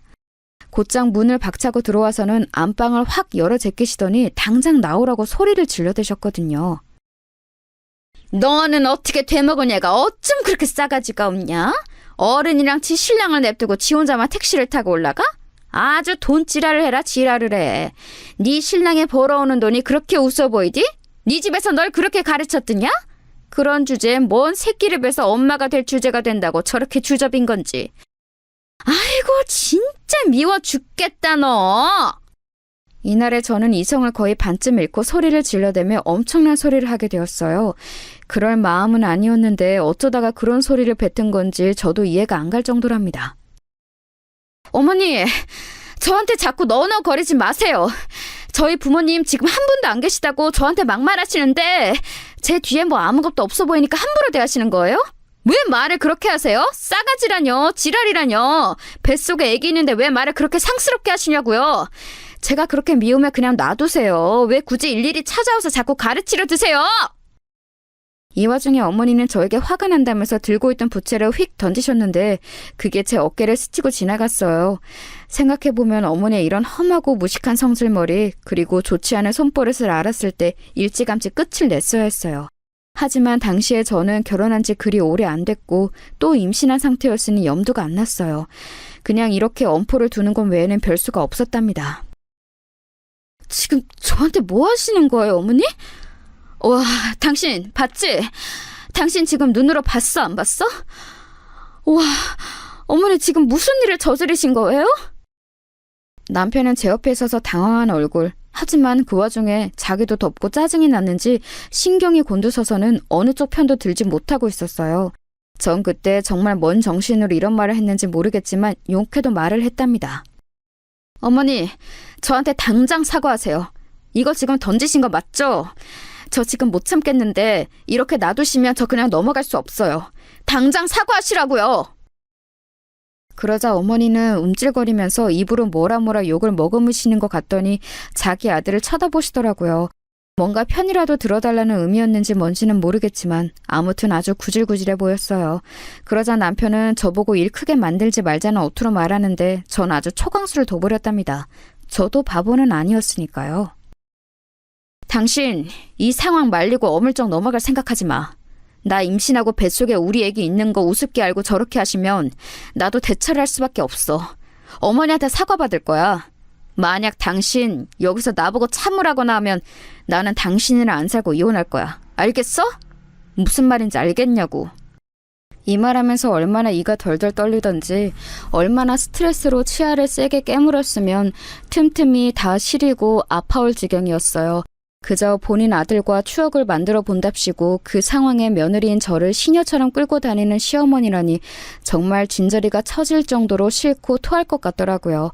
순간 마치 1시간 같은 한 몇 분의 시간이 흘러 어머니는 그 길로 곧장 짐을 가지고 집 밖으로 나가버리셨어요. 그러고 제가 아기를 낳고 몸조리할 때까지 우리 집은 물론이고 저한테도 연락 한마디를 안 하시더군요. 다시 제 앞에 나타나셨을 때에는 뱃속 아기 생각해서 참았다는 강아지 같은 소리를 하며 등장하셨답니다. 그리고 이때부터는 남편도 본격적으로 이상한 길로 흘러가기 시작했어요. 저는 아주 힘들게 아기를 낳았고 중간에 수술을 하면서 출혈도 심하고 아무튼 회복이 잘 안 되었어요. 병원에서도 꽤 위험한 상황이었다며 남편에게 말했고 남편도 알고는 있었어요. 그런데 이 인간은 대체 언제부터 저에게 그런 앙심을 품고 있었던 걸까요? 제가 자기 엄마랑 갈라서도 대치를 하고 본인한테 이혼이라는 단어를 언급했다는 걸 속에 계속 품고 있더라고요. 아기 낳고 나서 부부 사이가 더 좋아지고 더 하나가 되어야 하는데 남편은 자꾸 사사건건 자기 엄마를 언급하는 거예요. 우리 태영이 엄마가 보면 너무 좋아할 텐데 엄마 솔직히 너무 서운해하고 많이 힘들어하셔. 어떻게 아기가 태어났는데 한 번도 안 보여주냐고 말이야. 당신이 태양이 낳기 전에도 당신 몸보신 시켜준다고 곰탕도 끓이고 별거 다 하셨어. 그런데 당신이 싫어할 것 같으니까 연락도 못 해보신 거야. 아휴, 우리 엄마 진짜 너무 짠해. 당시에는 저도 아기를 낳고 몸과 마음이 모두 너무 약해져 있었고 제 몸도 아픈데 육아도 버겁다 보니 누구건 힘이 필요하긴 했어요. 그리고 어머니랑 그렇게 단절된 일에 제 마음도 완전히 편한 건 아니었거든요. 그러니 어쩔 수 없이 남편의 뜻을 받아들여 어머니를 겨우 보게 된 거였답니다. 어머니는 아주 찬양덕스럽게 세상 인자한 할머니 같은 표정을 지으면서 우리 앞에 모습을 드러내셨어요. 아마 본인 아들 앞이니 그때에는 말을 가려 했던 것 같아요. 아휴, 내가 드디어 우리 귀한 손주를 안아보네. 너도 잘 있었냐? 애기 낳고 어째 얼굴이 더 좋아진 것 같다. 이제 지난 일은 다 잊고 잘 지내보자. 한 식구가 된다는 게 쉬운 일이 아니야, 응? 그렇게 말씀을 하시면서 우리 집에 몇 번 드나드시더니 우는 아기를 본인이 좀 달래주고 챙겼다며 되게 생색을 내시는 거예요. 앞만 봐도 태양이는 우리 명준이를 쏙 닮았어. 아, 그래 태양아, 할미야 할미. 아, 세상 천지의 할머니라고는 나 하나밖에 없어. 저쪽 할아버지 할미 그리고 이쪽 할아버지도 다 멀리 갖고 없지 뭐. 태양아, 엄마도 엄마지만 할미가 너 이렇게 먹이고 안아준 거 잊으면 안 된다. 알겠지? 그러면서 간간히 말씀을 좀 얄밉게 하시는데 당장 제가 잠을 하루에 2시간도 못 자고 훗배앓이 하느라 죽을 듯 아팠어요. 그러니 참고 어머니가 우리 집에 드나지셔도 조금은 참게 되었답니다. 그런데 얼마 지나지 않아 어머니는 아주 청천벽력 같은 소리를 하시는 거예요. 남편까지 그 사실에 동의를 하고 나대더군요. 있잖아, 우리 엄마 곧 집 정리하셔야 하는데 저쪽 작은 방 엄마 방으로 드리는 거 어때? 엄마랑 같이 사는 거 당신도 한번 긍정적으로 생각해봐. 뭐? 어머니랑 우리랑 같이 살자는 거야? 아니, 그런 얘기를 왜 갑자기 이렇게 의논을 해? 가끔 와주시는 거야 어쩔 수 없지만 왜 합가를 해서 살 생각을 하냐고. 나는 싫어. 저는 완전 대초까지 잘라서 거절했지만 남편은 이상하게 의견을 팽팽하게 내놓고 맞서더군요. 엄마랑 같이 살면 한 집이라도 돈 나가는 거 묵혀뒀다가 다른 데 투자할 수 있잖아. 엄마가 내 명의로 사다 둔 빌라도 지금 재개발 들어가서 상황이 괜찮아. 근데 당장 목돈도 필요하고 나중에 다 우리 줄 명분으로 엄마가 저렇게 힘들게 집 정리해서 돈 만들어주는 거야. 그럼 우리가 엄마 모셔야 하는 거 아니야? 저는 그런 거 하나도 필요치 않은데 남편은 꼭 있어야 한다면서 어머니가 증여해 주실 재산 생각하면 합가가 답이라면서 저를 설득시키는 거예요. 급기야는 어머니까지 나서서 이걸 노골적으로 드러냈었고 자꾸 아들네 부부랑 본인이 왜 같이 살아야 하는지 어필을 하시는 거예요. 저는 절대로 싫었지만 이때 하필 아주 큰일이 생기는 바람에 어영부영 합치게 되었어요. 제가 갑상선 쪽이 안 좋아서 쭉 고생을 했는데 그 사이에 아기를 온전히 케어할 수 없었거든요. 누구건 가족이 있어서 같이 아기를 봐주면 다행이었는데 그 역할을 우리 집에서 해줄 수 있는 건 어머니밖에 없었어요. 저는 처음으로 정말 수년간 단 한 번도 생각해보지 않은 친정엄마의 부재를 크게 체감했어요. 이래서 여자에게는 친정엄마 존재가 이렇게 중요하다는 걸 새삼 알았지 뭐예요. 정말 울며 겨자 먹기로 어머니와의 합가를 허락했고요. 그 이후부터 저희 엉망진창 하루들은 이어지게 되었어요. 남편은 자기 엄마가 집에 들어와 계신 후부터 한 여자의 남편이자 아이의 아버지란 자리는 잊어버리고 자기 엄마 아들이란 것만 기억하고 있더군요. 엄마, 나 엄마가 해준 곱창볶음 땡기네. 자기도 먹고 싶지? 엄마한테 해달라고 그러자. 이런 말들을 가볍게 던지면 어머니는 해주기 귀찮다고 하시면서도 자기 아들이 이쁘니 준비를 하시더군요. 문제는 그런 준비들을 다 저에게 시키는 거예요. 예, 네가 나가서 좀 재료들 사다 놔라. 이따 오는 길에 마트 들려서 사오면 돼. 그리고 와서 이거저거 다듬어 놓고 준비만 다 해두면 내가 와서 할 테니까. 그리고 나 허리가 너무 아파서 이제 빨리 하기도 힘드니까 이건 네가 좀 해놔야 된다. 그러면서 아주 솔찬히 저에게 살림이며 다양한 것들을 주문하시더군요. 제가 그냥 놀고 먹느라 쉬는 것도 아닌데 자꾸 일거리들을 갖고 오셨고 도저히 참을 수 없어진 저는 일찍 아이를 어린이집에 보내기로 했어요. 이 부분을 갖고도 얼마나 어머니랑 크게 싸우는지 몰라요. 네가 정신이 있는 얘냐? 저 피덩이를 어떻게 남한테 맡겨? 애미가 되었으면 6.25 때처럼 다 같이 굶어 죽게 생긴 거 아니고서야 네 힘으로 키워야지. 세상 무서운데 어떻게 자식을 내맡길 생각을 하냐고. 하여간 애미 없이 자라서 뭐 곁을 느껴본 게 있어야지. 저렇게 정내미가 없어서 냉정하게 지 자식을 갖다 줘버리네. 이따윈 말을 듣고 있는 와중에도 저는 더 이상 어머니와 뭔가를 왈가왈부하고 싶지 않았어요. 합가한 이상 어머니는 쉽게 다시 분가하실 생각도 없어 보였고 그렇다면 저도 제 상황을 냉정히 바라볼 필요가 있었답니다. 건강도 많이 회복되었고 하지만 셋이 아닌 넷이서 한 집에 살며 어머니와 아들의 애틋한 노름에 껴서 죽기는 싫었어요. 그리고 제 능력으로 제 명의의 집을 갖겠다는 자그마한 꿈까지 꿔보게 되었는데요. 그건 다 어머니 때문이었어요. 솔직한 마음으로 저는 몇 번이나 이혼을 고민해보기도 했지만 저 자체가 한쪽 부모님만 계신 상태로 자라서 결심이 쉽지 않았어요.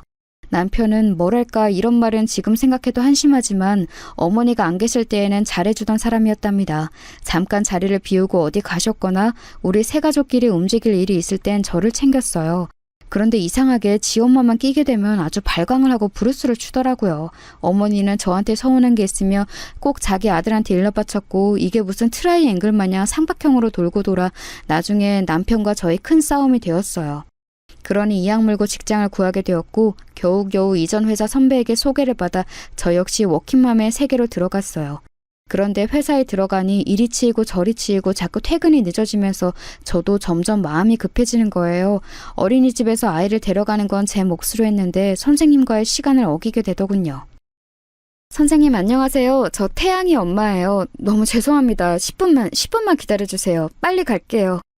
이렇게 말하면서 택시에서 초조해하며 어린이집 8분 남짓 거리에 사는 우리 어머니는 절대 자기 손주를 데리러 가지 않는 상황을 원망하고 있었어요. 충분히 데려갈 수 있음에도 불구하고 어머니는 제가 괘씸하다는 이유로 아이 하원을 안 하셨거든요. 사지 멀쩡한 젊은 얘가 자식 키우기 싫다고 남한테 맡겨놓고 나가놓고서 뭐?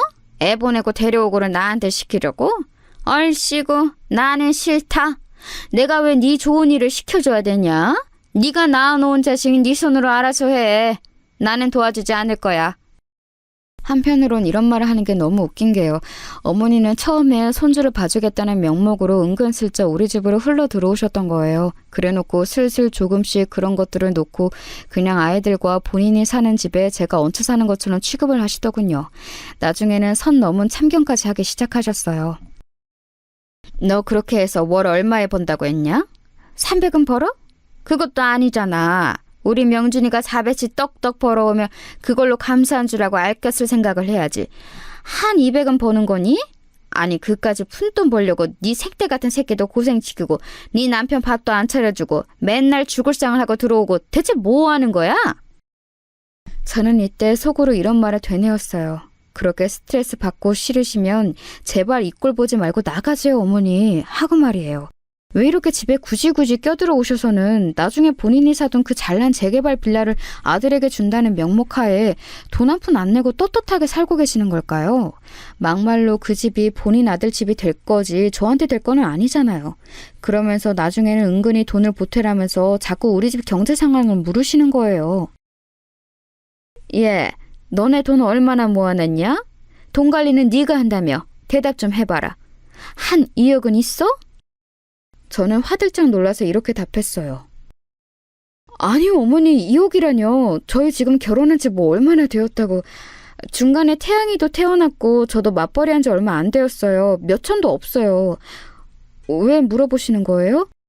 어머니는 이런 상황을 보며 도대체 제가 얼마나 싫은 건지 완전 저를 도둑 취급하시더라고요. 아이고, 미치고 팔짝 뛸 노릇이다.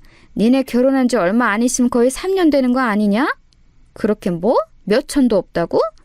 야, 나 같으면 월급 그렇게 따박따박 받아서 알토란같이 모았겠다. 없어도 1억은 있겠어. 안 그러냐?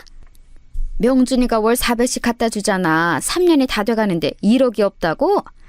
예, 너 그런 식으로 살림할 거면 경제권 나한테 넘겨라.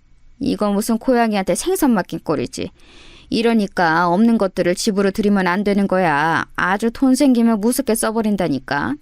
없을 때 벌은 못 입고 걸신 들린 듯이 쓰는 거지. 저는 이때 너무 기가 막히더라고요. 어머니 말 하나하나에 화가 나는 포인트들이 너무 많았어요. 어머니, 월급 받으며 그걸 그대로 조금도 손 안 대고 통장에 집어넣을 수 있는 집도 있나요? 그럼 저희는 어떻게 뭘 먹고 사는데요? 가계부를 제가 제대로 안 썼지만 저희 집 고정 지출만 해도 200이 넘어요. 게다가 작년부터 어머니도 어찌어찌 같이 들어와서 살고 계시고 같이 먹고 밖에 다니고 하셨잖아요. 그 돈은 돈이 아니에요? 고양이한테 생선 맡긴 꼴이라니요. 무슨 저를 도둑 보듯이 말씀을 하세요? 저는 좀처럼 흥분이 가라앉지 않았어요. 가뜩이나 이날도 여지없이 힘들게 애를 업고 집으로 들어와서 씻지도 못했는데 대뜸 절 붙잡고 소파에 누워서 과자나 까먹으시며 저런 말을 하는 어머니가 안 믿겠냐고요. 너무 미움이 크고 속이 터져서 한동안 저는 잠깐 한의원도 다녔었어요. 화병이 심해지니 그냥 이 우라를 어쩔 줄 모르겠고 어떻게든 해소는 해야 되겠고 진짜 분풀이를 어찌해야 될지 모르겠더라고요. 와중에 남편은 자꾸 저한테 감성팔이만 하는 거예요. 엄마가 저런 말 하는 건 너무 고생하고 어렵게 사셔서 그런 거야.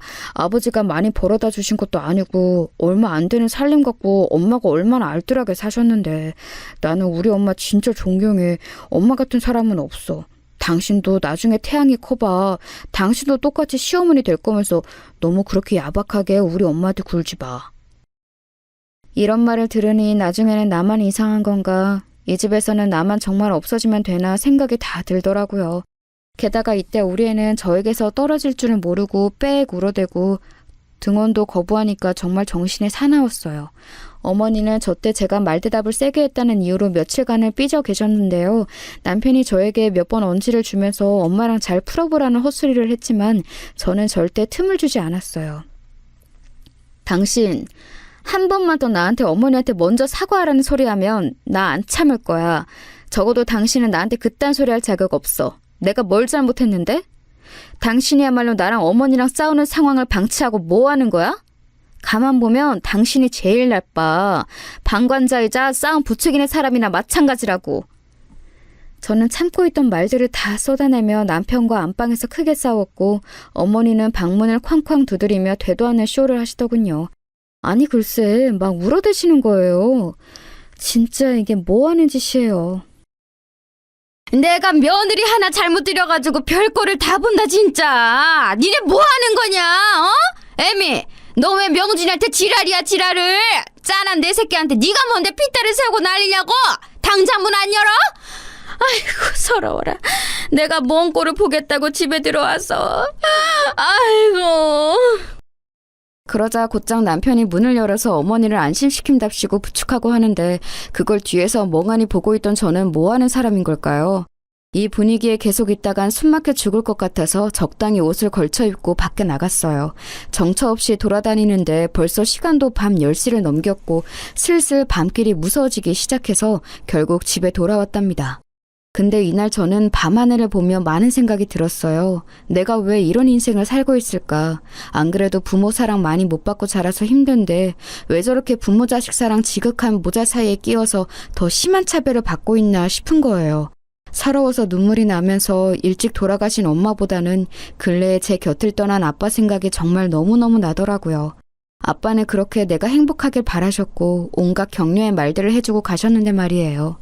평소에도 떳떳하고 성실하게 살아오셨고 남자 몸으로 홀로 딸 하나를 키우며 많은 것들을 감당하셨던 우리 아빠가 살아계셔서 저의 이런 모습을 봤다면 뭐라고 하셨을까요? 왜 나한테는 대신 나서서 싸워주는 어른이 없는 건지, 그런 역할이 꼭 필요한 건 아니지만 저 거지 같은 집안을 보니 너무 간절해지더라고요. 이때 저에게 애절한 생각이 밀려오며 별 한 가지 내몰려졌던 건 어쩌면 차후의 일을 대비하기 위한 생존 본능과도 같은 것이었을까요? 저 일이 믿고 며칠 되지 않아 정말 본격적으로 큰 사건이 이 집에서 일어나게 되었거든요. 앞서 제가 겪었던 일들은 어쩌면 이 일이 터지기 위해 차곡차곡 자리를 만들었던 게 아닐까 싶어요. 이날로 돌아가서 상황을 보자면 저는 어머니와도 남편과도 냉전 중인 상태로 출근 준비를 하고 있었어요. 집안 분위기도 먹같고 게다가 애도 어린이집에서 감기를 옮아와서 컨디션이 나쁜 상태였답니다. 결국 어린이집에 보낼 수 없는 상태가 되어 제 입으로 어머니한테 말하기도 싫고 남편에게 억지로 SOS를 요청했어요. 태양이 아프니까 당신이 어머니한테 태양이 좀 봐달라고 해. 나 도저히 회사에 휴가 낼 수 없어. 저번에도 내가 무리해서 냈고 요 근래 계속 반차며 다 써서 못 쓸 것 같아. 내가 말하기는 싫어. 어머니랑 또 싸워야 하니까. 당신이 알아서 해. 제 말에 남편은 뭐 얼마나 저한테 그리 대단한 혐오스러운 일을 당했다고 아주 경멸하는 눈으로 쳐다보는 거예요. 뻔한 거 아니겠어요? 자기 엄마랑 사이 나쁜 와이프가 애를 자기 엄마한테 맡긴다고 하니까 열이 받는 거죠.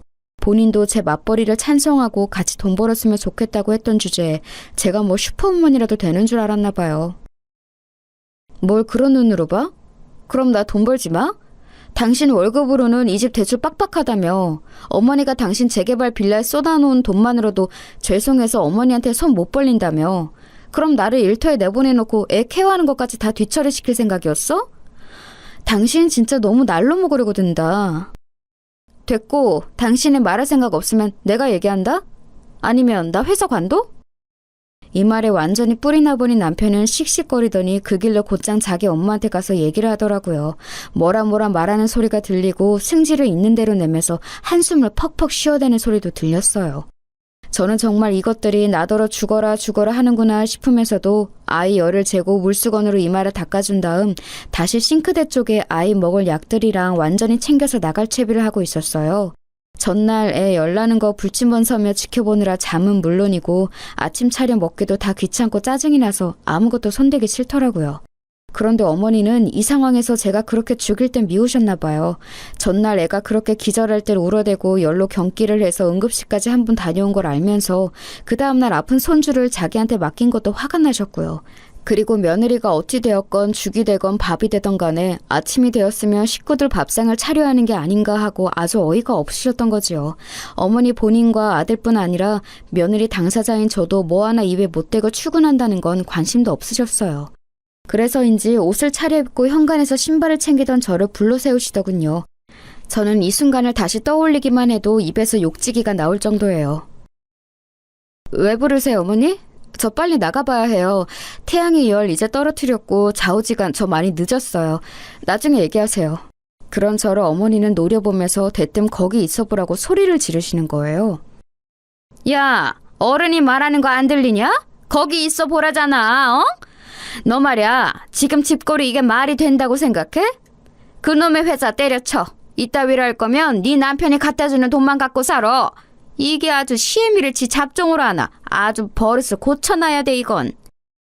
여기에서 저는 온몸에서 피가 빠져나가는 듯한 피로감을 느끼며 눈을 질끈 감게 되었어요. 아, 어머니 진짜 왜 이러세요 정말. 저 출근해야 된다고요. 아, 당신이 좀 나와봐.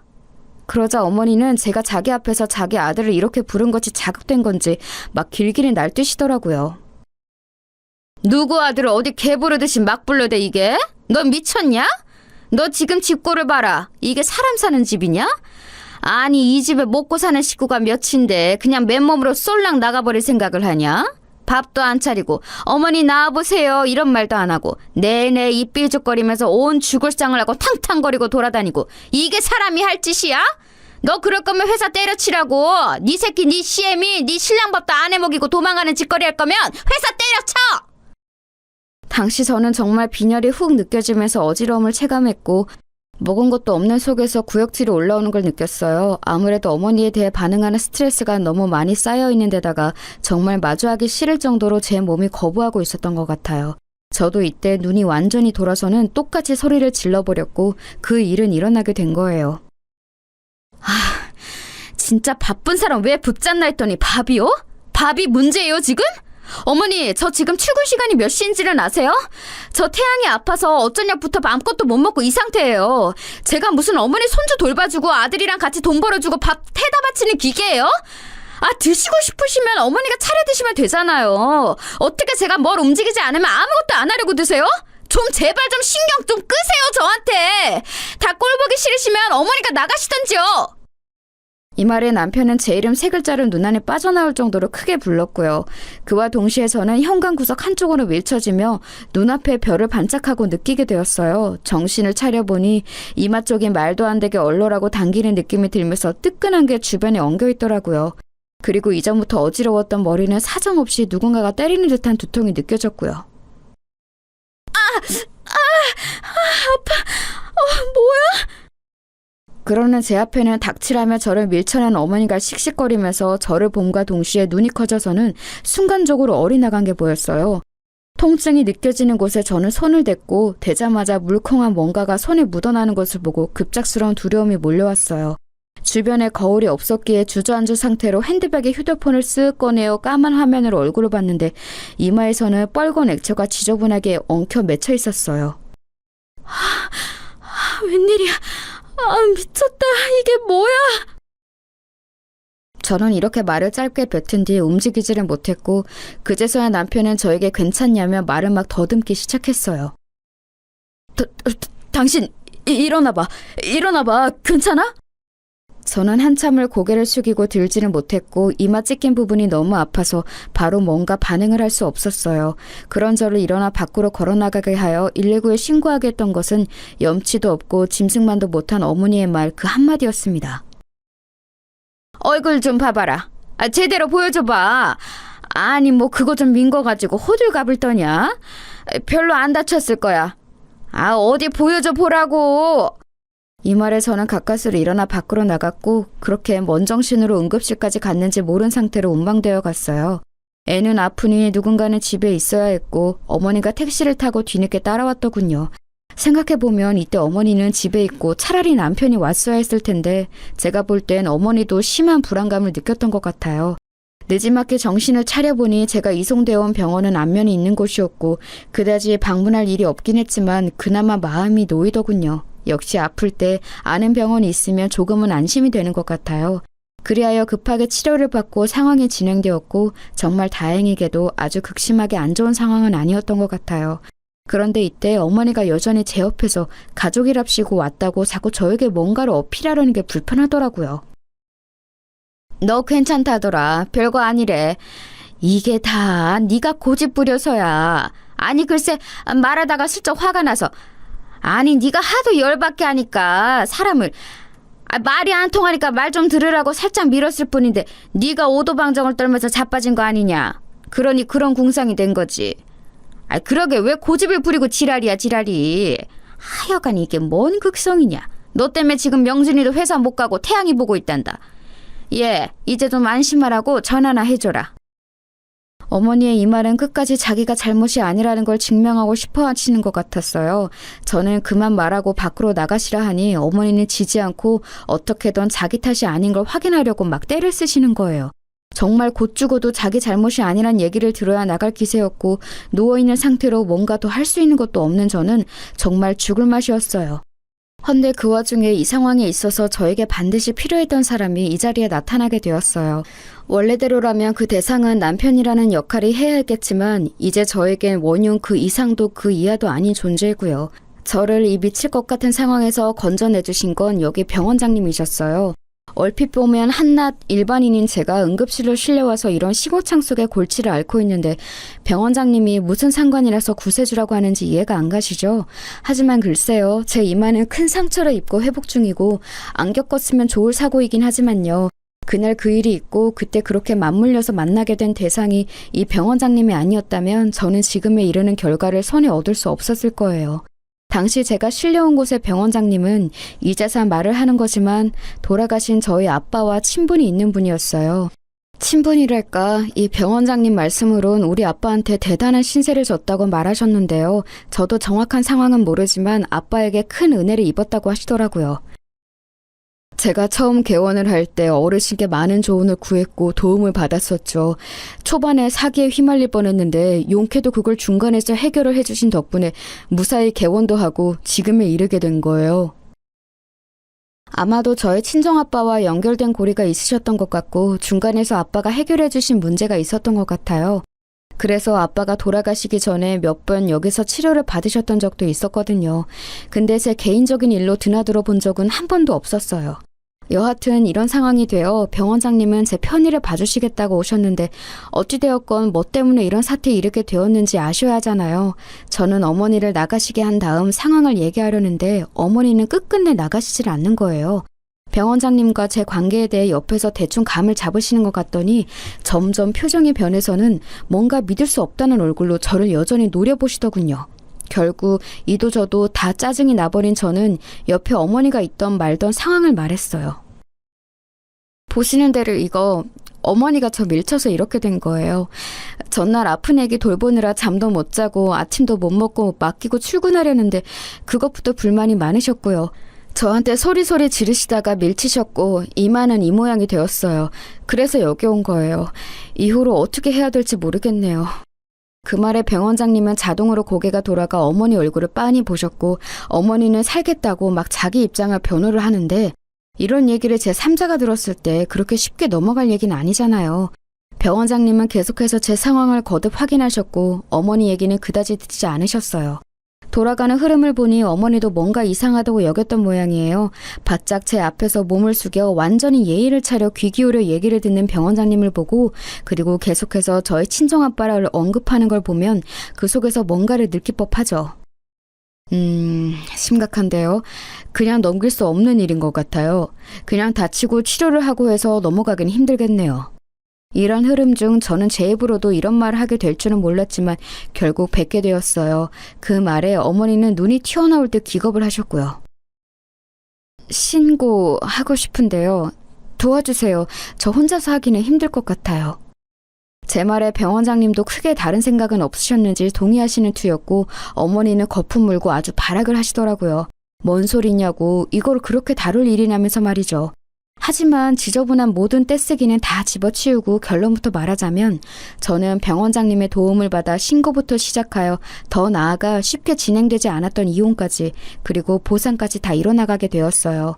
본래 저는 신고까지는 생각을 굽힐 수 없었기에 이 정도로 하고 남편과의 관계를 지켜볼 예정이었는데요. 남편이 하는 짓거리를 보니까 이거 안 되겠더라고요. 무슨 수를 써서라도 이혼을 해야겠어요. 아니 저기요, 우리 엄마가 잘못한 거 아니에요. 저 사람도 우리 엄마를 밀었어요. 둘이 쌍방이에요, 쌍방. 그냥 말싸움 있잖아요. 별거 아니에요. 당신은 집안일을 왜 이렇게 크게 만들어? 야, 진짜 이 미친 인간이 말이에요. 어디서 은근슬쩍 지 엄마 죄를 덮으려고 저도 쳤다는 식으로 거짓말을 하더라고요. 괘씸죄, 능멸죄까지 얹어서 제대로 심판을 해주고 싶더군요. 그리하여 저는 이혼까지 넘어가게 되었고 여기서도 저 질기고 질긴 모자는 저를 안 놔주려고 미친 발악을 해댔었어요. 그런데 여기까지 오고 보니 저도 오기가 생기고 그간의 서름들이 다 밀려오면서 그전엔 어땠을지 몰라도 앞으로는 이런 생활, 이 인간들과 섞여 사는 삶은 살기 싫더라고요. 이처럼 중간에 제 3자인 병원장님이 개입하여 객관적으로 판단해 주신 덕에 저는 겨우겨우 그 집안에서 탈출해 나올 수 있었어요. 제 아이와 함께 말이에요. 이혼을 쉽게 안 해주겠다고 버티고 저에게 따로 설득을 하려는 남편에게 어머니를 들어 저는 더 크게 엄포를 놓았어요. 여기서 이혼 안 해주면 나 이 일 공론화 시킬 거야. 세상 천지에 어떤 시어머니가 자기 아들 밥 안 해줬다고 밤새 자기 손주들보다 지친 며느리를 그 모양으로 만들어 놓냐? 당신 회사에 흘리고 동네에 소문내고 그깟 벌금 얼마 물고 다 불어버리는 수가 있어. 나 아직도 분이 안 풀려. 보상해준다고 얼마 받긴 했지만 성이 안 풀린다고. 그 돈 갖고 뭐 다 덮고 잘 살 수 있을 줄 알았어? 진짜 웃기지도 않네. 좋은 말 할 때 이혼해주는 게 좋을 거야. 소송까지 가고 지저분하게 굴면 나도 어머니에 대한 거 하나하나 다 풀어버릴 거야. 그러면 당신이 나한테 제발 이혼 곱게 해달라고 빌게 될걸? 그래도 괜찮냐고 진짜. 이렇게 엄포를 놓았어도 초반에만 움찔하고 질척거리며 늘어지던 남편은 무조건 이혼을 강행시키려는 저에게 밀려 결국에는 손을 놓고 말더군요. 아무래도 지 엄마가 한 짓이 있고 그게 걸려있으니 쉽사리 나서서 맞고 어쩌고 할 수는 없었던 것 같아요. 다시 생각해봐도 정말 너무 쓰레기 같고 함께해서 더러웠고 다시는 만나지 말자고 굳게 약속하고 싶은 결혼 생활이었어요. 제 이마에 남겨진 상처는 완전히 사라지지는 않았지만 저는 최대한 좋은 쪽으로 생각을 해보려고 해요. 그나마 정말 이 무시무시한 경험 때문에 비로소 그 환경에서 나올 수 있었다고 말이에요. 생각해보면 정말 눈 깜짝 손 까딱 안 하고 손주 키우는 생색내고 본인 며느리한테 받아 처먹기만 하던 어머니가 또 떠올라요. 그리고 뒤에서 앵앵거리며 숨어 살던 남편도요. 이것들과 어떻게 제가 향후 4, 50년을 살아갈 수 있었을까요? 중간에 한 번은 미쳐버리지 않았을까 싶더군요. 어찌 보면 빠르면 빠르다고 볼 수 있는 시기에 이런 사고를 당해 뼈아프게 정신을 차렸고 제 3자가 나서서 상황을 짚어준 덕에 무사히 떨궈져 나올 수 있었다고 생각해요. 다시 생각해봐도 저를 천의 고아 취급하며 그렇게 자기네 잡종을 부려먹으려던 어머니가 이런 대형 병원 병원장이 지인이랍시고 우리 아빠에게 은혜를 입었다고 바짝 허리를 숙여 저에게 맞추는 모습을 보고 기겁한 거요. 정말 그 꼴이 얼마나 졸렬하고 역겹고 추하게 느껴지는지 모르겠네요. 다시는 인생에서 이런 인간들과 상종을 하고 싶지 않고요. 그냥 그렇게 제 기억 속에서 하루하루 잘근잘근 씹히면서 분해되고 잊혀지길 바라볼 뿐입니다. 이제는 정말 저를 진정으로 사랑하고 걱정해 주셨던 친정 아빠를 떠올리며 제 아이와 아주 천천히 행복해지고 싶어요. 응원해 주시면 감사하겠습니다.